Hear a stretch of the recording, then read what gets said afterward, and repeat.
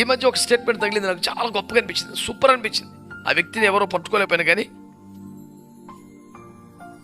a servant of God must preach gospel 24/7, but he can rarely use his mouth.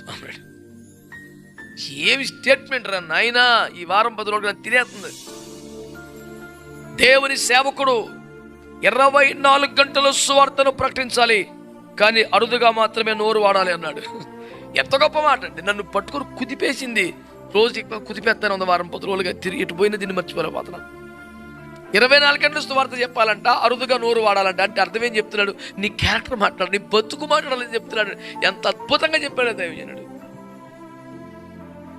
ఆయన పేరు గుర్తుపెట్టుకోలేకపోయాను కానీ ఏం చెప్పాడండి బాబు. ఆహాహా, చెవులు అమృతం వచ్చినట్టుంది దేవుని స్తోత్రం.